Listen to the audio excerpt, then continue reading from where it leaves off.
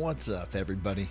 Welcome back to the AM. So today I actually am going to talk just about new and shipping new, and I want to talk about what happens when you ship something new. So we are currently shipping several new processes and just within the AM. Okay. So an example of that is normally the way I've been running stuff is I'm doing everything just myself, running all the sound, running all the infrastructure, running all the production while I'm recording live. So I'm doing multiple things at once while I'm recording, right? I'm talking with Andrew and the team. It's like, hey, it'd be better if you just recorded without sound. And then we do a post-production process. It's like, cool, awesome. So we shipped that. The problem is it threw the rhythm off of everything that we are doing. And so as a result, we are behind on production. It's one of the reasons why we haven't released a bunch of episodes. And it's why we haven't released really on the daily like we've talked about. And I thought it was interesting to talk and discuss because this happens anytime you try something new. And so when you are doing new things or you're shipping new things, it just requires more forethought to go through and work through all of the different aspects that are required. Because the thing is, new also means unknown. And so it just requires a little bit more thinking about, okay, cool. This is what we're going to do. And then what is it actually going to take to get the team on board? How are we actually going to ship these things? What is our process? And so for us, it was shipping too quickly without a lot of the pre-thinking up front. And as a result, one of the unintended consequences was to get behind on ship schedule. And I'm sharing this with you, one, because, okay, cool. It's not world ending that we're behind on ship schedule, right? It's not great, but it's not world ending. And so there's failure. And I'm talking about that to where, when we ship things, it's like, oh yeah, there's failure. Okay. And just also to see that I'm living about what I'm talking about.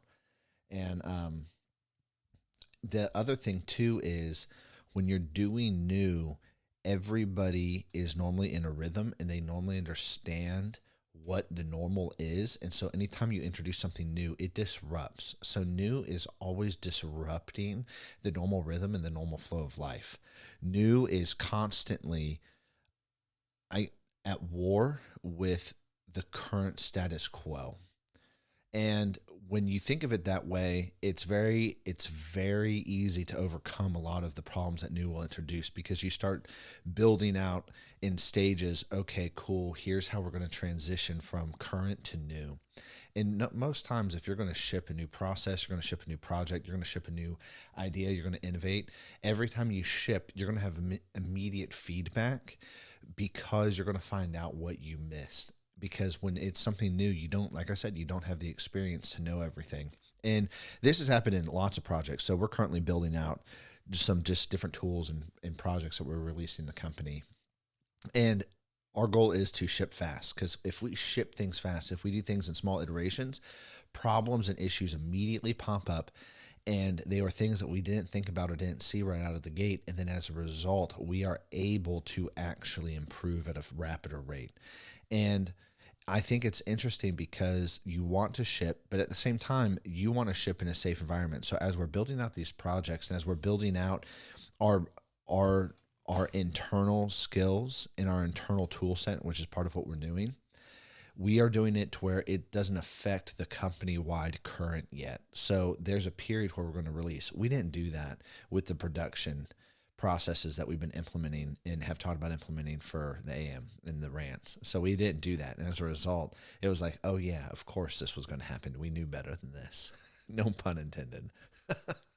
And however, the way that you normally overcome new is, okay, cool, let me ship this in a safe environment. What does that mean? It doesn't have to be client facing. It doesn't have to be public facing.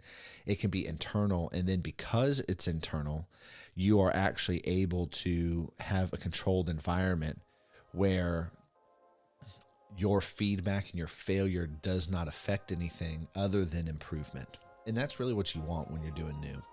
And if you're ever introducing something new within the business, know there's going to be disruption. Even if you get everything perfect up front, there's going to be disruption. New always disrupts. And the goal of dealing with new and the point of dealing with new is to actually build out the transition period in the system to where things are not as disrupted and to where you control that disruption as much as possible. Anyways, guys, I'm over and I'll catch you later. Peace.